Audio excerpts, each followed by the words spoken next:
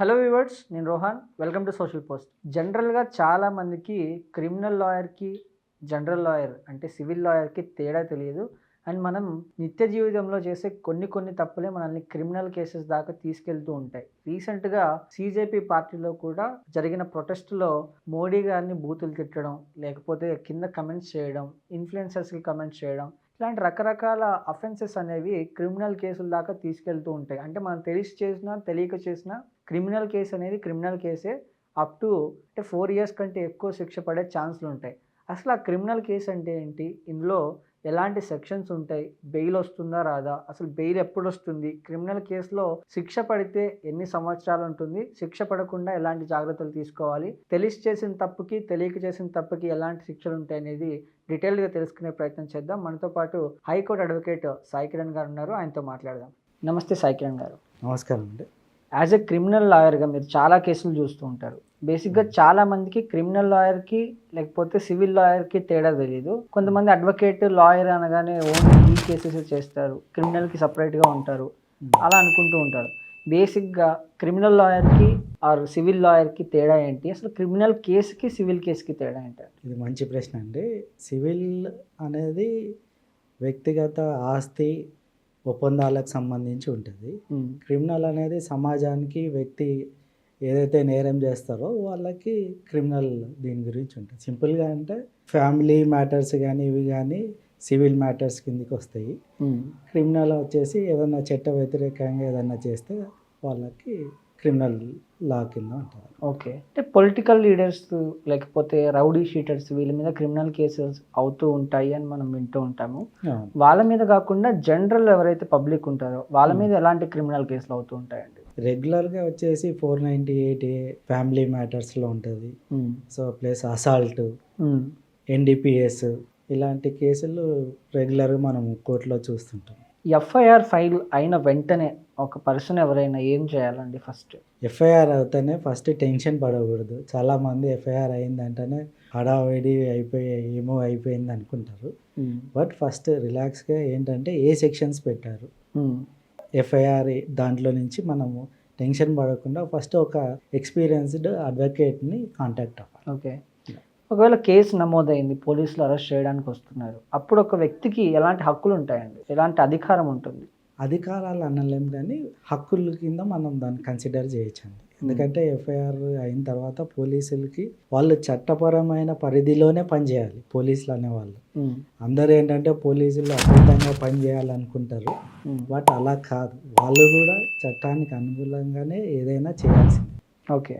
So వాళ్ళకి FIR ఎందుకు పెట్టారు, మెడికల్ ఎగ్జామినేషన్ హక్కు ప్లస్ ఫ్యామిలీ మెంబర్స్కి ఇన్ఫార్మ్ చేసే హక్కు వీళ్ళకు ఉంటుంది. సో అరెస్ట్ అయ్యే ముందే మనం బెయిల్ తీసుకోవచ్చు అని వింటూ ఉంటాము. బెయిల్ యాంటిసిపేటరీ బెయిల్ అంటూ ఉంటారు. యాంటిసిపేటరీ అంటే అరెస్ట్ కాకముందే తీసుకునేది కదండి? బెయిల్స్లో 2 రకాలండి. ఒకటి వచ్చేసి రెగ్యులర్ బెయిల్, ఒకటి anticipatory bail. Okay. Regular bail ఏంటంటే అరెస్ట్ అయిన తర్వాత బెయిల్ అప్లై చేసుకొని కోర్టు ద్వారా మనం తెచ్చుకోవడం. యాంటిసిపేటరీ బెయిల్ ఏంటంటే అరెస్ట్ అయ్యే అవకాశం ఉంది అని అనిపించినప్పుడు కోర్టు ద్వారా రక్షణ పొందే హక్కు ఉంటుంది. ఓకే. ఒక వ్యక్తి తనను తాను నిర్దోషి అని నిరూపించుకోవాలంటే ఎలాంటి ఆధారాలు కావాలండి? వాళ్ళు నిర్దోషి అని నిరూపించుకోవడానికి ఎవిడెన్సెస్ ఏంటంటే call records, witnesses, electronic evidence, CCTV ఇవన్నీ చాలా ఇంపార్టెంట్ ఎవిడెన్స్. ఓకే. సో జనరల్గా ఇప్పుడు సోషల్ మీడియా చాలా పెరిగింది కాబట్టి ఒకరినొకరు ట్రోలింగ్ చేసుకోవడం కానీ, ఫొటోస్ మార్ఫింగ్లు కానీ, లేకపోతే వాళ్ళ గురించి పోస్టులు పెట్టడం ఇలా చేస్తూ ఉంటారు. ఇవి కూడా ఇందులో ఏమైనా క్రిమినల్ కేసెస్ యాడ్ అయ్యే ఛాన్స్ ఉందా అండి? తప్పకుండా అండి. ఎందుకంటే ఎప్పుడైనా సోషల్ మీడియా అనేది మనం యూస్ చేసే దాన్ని బట్టి ఉంటుంది. ఓకే. ఎలాంటి నార్మల్ కామెంట్స్ పెట్టడం వేరు, బట్ అబ్సీన్ కంటెంట్ కానీ, సమాజానికి ఏదైనా వ్యతిరేకంగా పెట్టడం కానీ, డిఫమేషన్ పెట్టడం కానీ ఇట్లాంటి పోస్టులు పెడితే ఏంటంటే చట్టపరమైన ఇది ఉంటుంది తప్పకుండా. సో బేసిక్గా మహిళలకి చాలా చట్టాలు ఉన్నాయి, చాలా రక్షణలు ఉన్నాయి మనకు తెలుసు. ఈ క్రిమినల్ పరంగా ఎలాంటి రక్షణలు ఉన్నాయండి చట్టపరంగా? లేడీస్కి చాలా ఇంపార్టెంట్ చట్టాలు ఉన్నాయండి. DVC ఒకటి, పోక్సో ఒకటి, ఇవన్నీ కూడా ఏంటంటే 498A ఏదైనా గృహహింస చట్టం కింద. సో ఇవి ఇంపార్టెంట్ చట్టాలు అన్నమాట లేడీస్కి. సో అది దానిపైన చాలా ఇంపార్టెంట్. ఓకే. అంటే పోక్సో కేసుల్లో ఎలాంటి పొరపాట్లు చేస్తూ ఉంటారు జనాలు జనరల్గా? పోక్సోలో ఏంటంటే అండి, ఫస్ట్ వాళ్ళు ఇచ్చిన విట్నెస్లు అవి స్టేట్మెంట్లు సోషల్ మీడియాలో పెట్టడము, ఎవిడెన్సులు సరిగ్గా లేటుగా పోస్ట్ చేయడము, లేటుగా ఇవ్వడము, ఇలాంటివి జరుగుతుంటాయి. అలా జరగకుండా పోక్సో దానికి తీసుకుంటే బెటర్. సో జనరల్గా కుటుంబ వివాదాలు ఉంటాయి. అలాంటి వివాదాలు క్రిమినల్ కేసులుగా ఎప్పుడు మారుతాయండి? జనరల్గా కుటుంబ వివాదాలు కావు. కాకపోతే ఏంటంటే దాంట్లో ఫిజికల్ వయలెన్స్ కానీ, ఫిజికల్ అసాల్ట్ కానీ ఇలాంటివి ఉన్నప్పుడు క్రిమినల్ కేసులు నమోదవుతాయి. Okay.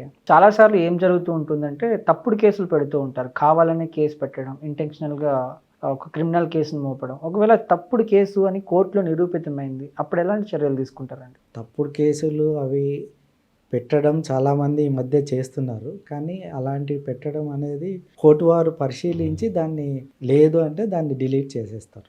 Okay. So charge sheet file చేసిన తర్వాత ఒక కేసు ముందుకెళ్ళాలంటే అసలు ఎలా కొనసాగుతుందండి అది? ఛార్జ్ షీట్ ఫైల్ చేసిన తర్వాత కాగ్నిజెన్స్ చూస్తారు. దాని తర్వాత ట్రయల్ ఉంటుంది. దాని తర్వాత మళ్ళా ఎవిడెన్సులు ఉంటాయి. తర్వాత క్రాస్ ఎగ్జామినేషన్ ఉంటుంది. తర్వాత జడ్జిమెంట్. ఓకే. ఇవన్నీ స్టేజెస్ ఉంటాయి. క్రిమినల్ కేసుల్లో మనం కోర్టుల్లో చూస్తూ ఉంటాం, చాలా సినిమాల్లో చూపిస్తూ ఉంటారు. సాక్ష్యాధారుని ప్రొడ్యూస్ చేయండి అనగానే వస్తూ ఉంటారు అండ్ వాళ్ళు చెప్తూ ఉంటారు. కొంతమంది ఫేక్ ఉంటారు అందులో, అది ఇది అని అంటూ ఉంటారు. ఇట్లా బేసిక్గా ఒక సాక్షులు అని చెప్తూ ఉంటారు కదా వాళ్ళని. వీళ్ళ పాత్ర ఎలా ఉంటుందండి ఒక క్రిమినల్ కేసులో? ఒక విట్నెస్ అనేది చాలా ఇంపార్టెంట్ అండి. వాళ్ళ పాత్ర చాలా ముఖ్యమైన పాత్ర. అలాంటి వాళ్ళు విట్నెస్ ఫాల్స్ ఎవిడెన్స్ కింద కొంతమంది హోస్టైల్ విట్నెస్ అంటారు.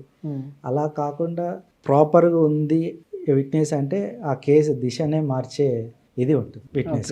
సో విట్నెస్ మీరు అన్నట్టు మీరు యాజ్ అడ్వకేట్గా క్రాస్ ఎగ్జామినేషన్ చేస్తూ ఉంటారు.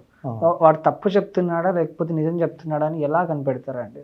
ఎందుకంటే ఎక్కడైనా కూడా రియల్గా చూసిన వాళ్ళు చెప్పడం వేరే ఉంటుంది, వాళ్ళు ప్రాక్టీస్ చేసి వచ్చిన వాళ్ళ దాంట్లో డిఫరెన్స్ ఉంటుంది. సో ఎక్కడో ఒక దగ్గర వాళ్ళు కంపల్సరీ రాంగ్ ఆన్సర్ చెప్తారు. దాన్ని బట్టి మనకు డిఫరెన్స్ తెలిసిపోతుంది. విట్నెస్ కస్టడీ చేస్తూ ఉంటారు, పోలీస్ కస్టడీ ఉంటుంది, జ్యుడిషియల్ కస్టడీ ఉంటుంది. ఈ రెండింటి మధ్య తేడాలు ఏముంటాయండి? పోలీస్ అనేది ఏంటంటే పోలీస్ ఇన్వెస్టిగేషన్ కోసం, జ్యుడిషియల్ కస్టడీ అనేది కోర్టు పర్యవేక్షణలో జైల్లో ఉంటుంది. ఓకే. జనరల్గా యూత్ ఉంటారు, తెలియకుండా వాళ్ళు క్రిమినల్ కేసులు ఇరుక్కునే సందర్భాలు ఎలా ఉంటాయండి? ఇది మెయిన్. ఎందుకంటే అండి యూత్కి చాలా ఇంపార్టెంట్. ఎందుకంటే వాళ్ళకి అవేర్నెస్ లేకపోవడము, మనకేమవుతుందిలే ఏదైనా చూసుకుందామనే దీంతో ర్యాష్ డ్రైవింగ్ అని, డ్రగ్స్ అబ్యూజ్ అని, ఇవన్నీ సైబర్ ట్రాఫికింగ్ ఇవన్నీ యూస్ చేస్తూ యూత్ దాంట్లో ఇన్వాల్వ్ అవుతున్నారు.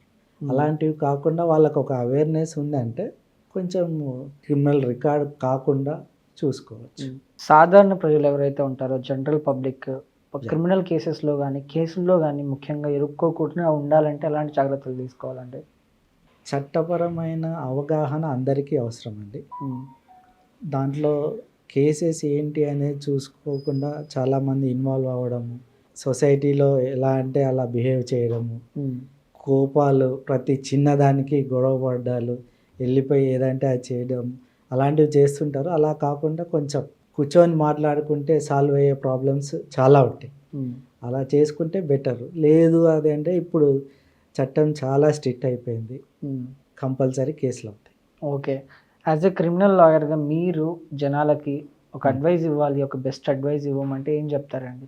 చట్టం అనేది చాలా ఇంపార్టెంట్ అండి. దాని గురించి అవగాహన చాలా ఇంపార్టెంట్. అలాగే హక్కులు తెలుసుకోవడం కూడా ప్రజలకి చాలా ఇంపార్టెంట్. నేను చెప్పేది అది. రైట్ అండి. థ్యాంక్ యూ అండి. Thank you so much. Thank you అండి.